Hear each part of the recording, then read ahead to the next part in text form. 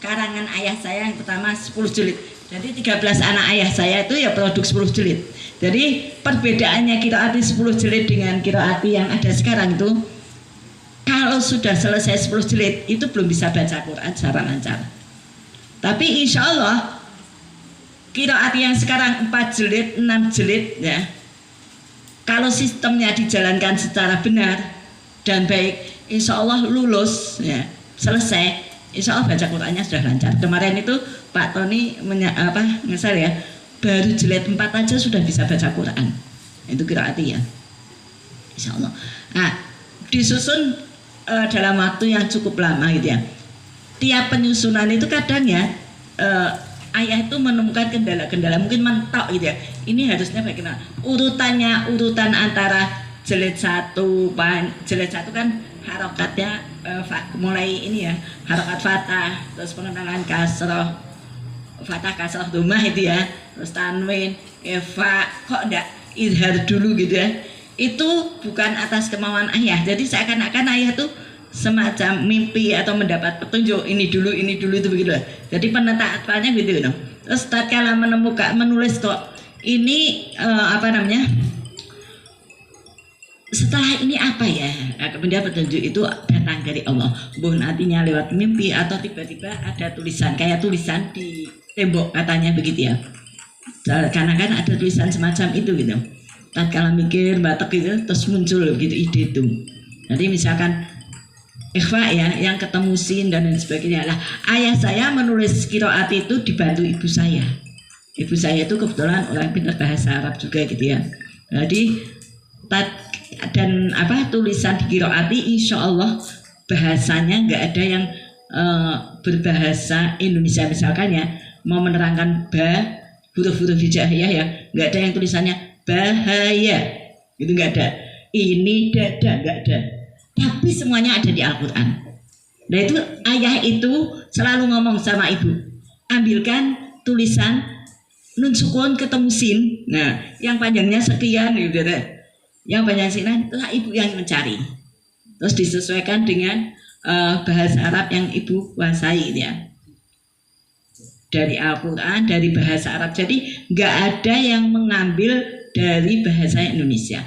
Terus saya pernah juga gini Bu, saya itu pernah ngajar qiraati di jilid 1 dulu belum ada peraga gitu ya, belum ada peraga, kemudian saya ngajar tak kasih peraga, tapi saya pakai metode kayak jalisi gitu ya Bu, ini dada gitu. Ayah saya pas supervisi langsung saya ditegur, besok nggak boleh kayak gitu lagi ya. Kemudian akhirnya ada peraga gitu ya. Jadi penyusunan qiraati itu tidak hanya dari hasil pikiran ayah, tapi banyak petunjuk dari Allah. Makanya ayah selalu mengatakan ini minallah, ini minallah, ini minallah, bukan berdasarkan keinginan ayah sendiri. Kemudian qiraati yang pertama selesai tahun 67 itu 10 jilid ya. Jadi qiraati itu sekarang kan ada qiraati 10 jilid, qiraati 6 jilid, qiraati 4 jilid, qiraati 3 jilid, dan qiraati 2 jilid pernah ada, tapi tidak dimunculkan. Jadi sebelum ada 6 jilid itu 8 dulu, kemudian diperbaiki jadi 6 jilid. Nah, qiraati cuma adanya itu ya, 10 jilid, 6 jilid, 4 jilid, 3 jilid, 2 jilid sudah tidak dicetak karena memang terlalu berat. Itu sejak ayah masih hidup sudah nggak dicetak. Nah, yang selain itu namanya qiraati bukan qiraati ya. Ada kan qiraati itu bukan qiraati. Ingat ya, cuman ada 6, 10, 6, 4, 3, berarti berapa? 4 ya? 10, 6, 4, 3, udah 3 aja ya, nggak ada yang 5 ya. Yang 5 bukan karya ayah, jadi ingat ya. Kemudian nama qiraati sendiri ayah tidak memberikan nama. Jadi setelah ayah menyusun qiraati, ayah ini bingung, ini buku mau tak kasih nama apa gitu. Kebetulan ketemu Ustadz Junaid. Ustadz Junaid itu gurunya anak-anak ayah SD. Tanya sama saudara, Ustaz, saya punya buku ini, kasih nama apa Ustaz? Qiraati. Di lain waktu ketemu namanya Ustaz Sukri. Ustaz Sukri itu kepala sekolahnya, sekolah SD Ma'had Islam. Ustaz, saya punya buku ini, dinamakan apa? Sama, ngasih namanya Qiraati. Jadi dua orang memberi nama yang sama, tapi tidak ketemu. Kira-kira saya ingin nama siapa Bu? Ya Gusti Allah, saya kira ide muncul dari dua orang di lain waktu dan dengan orang yang berbeda. Bukan nama dari ayah saya. Kemudian setelah qiraat itu tersusun yang 10 jilid gitu ya. Ayah saya itu punya guru namanya Kiai Turmudi. Melihat buku-bukunya, buku ayah qiraat itu, kemudian ini bagus ini buku ini. Yuk mari Kiai Arwani. Kiai Arwani itu kan guru hafal Quran se-Indonesia ya. Saya dikatakan se-Indonesia.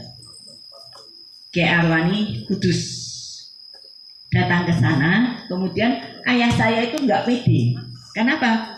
Mondoknya cuma sebentar ya. Sekolah lulusan cuma kelas 2 SD.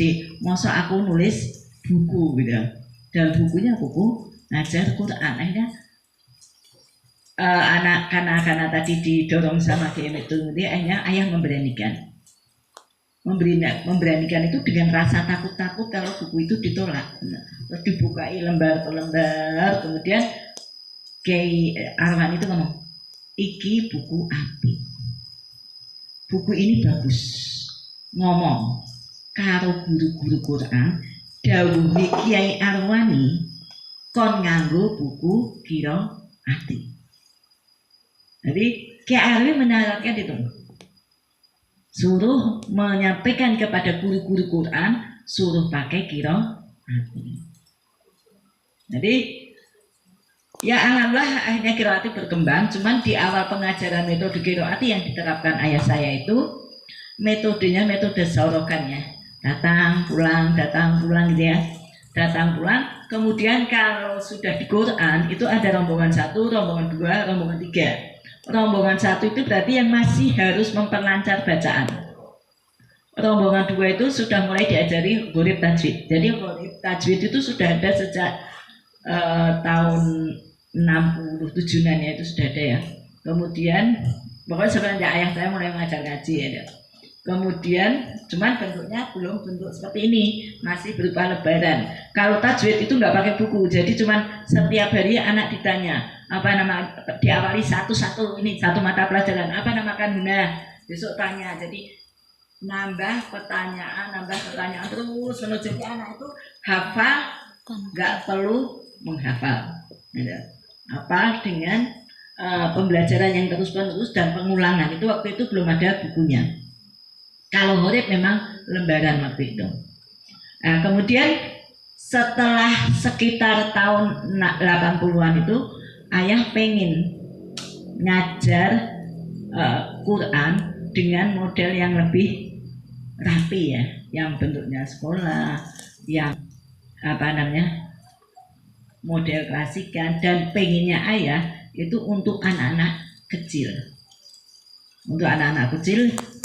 Saat itu ada salah satu muridnya ayah ini Mbak, yang ini namanya Pak Sugiono kalau nggak salah namanya, saya lupa.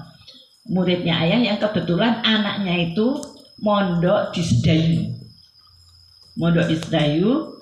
Di Sedayu itu kan mulai mondok 4 tahun ya, 2 tahun bisa baca Quran. Lah ayah diajak ke sana. Diajak, terus di situ muncul ide untuk aslinya tadinya kepengen juga bikin pondok itu. Tapi setelah melihat situ nggak tega. Anak-anak usia 4 tahun dipondokkan, kondisinya kan ono sing budiken dan seterusnya gitu ya. Terus ayah bilang, ini kalau di Sedayu anak bisa baca Quran 2 tahun, saya mau buat yang 4 tahun. Nah itu maka tersusunlah buku metode qiraati yang pertama di tahun berapa ini? Tahun 86 itu masih 8 jilid. 81. Dan itu pada saat itu juga didirikan TPQ pertama se-Indonesia. Ya. Pencetus TPQ pertama ya di Raudhatul Mujawidin. Lah nama Raudhatul Mujawidin itu juga diberikan dari wali murid ayah. Namanya Kiai Sahlan. Pak Sahlan itu anaknya semua ngaji di ayah. Terus saya tanya, ini apa ya namanya lembaga saya ya gitu. Anakku kabeh ngaji ngon kene do pinter tajwid. Kayak ono nama, kayak ono jeneng Raudhatul Mujawidin. Namanya para ahli ilmu tajwid ya, orang-orang ahli tajwid itu. Akhirnya nama itu diberi dijadikan nama lembaga dan yayasan yang ada di Raudhatul Mujawidin. Kemudian setelah 8 jilid itu TPQ pertama itu mungkin kalau sejarahnya yang anak ayah yang pertama ngurus itu ya Bu Bulkit sama Bu Aisyah.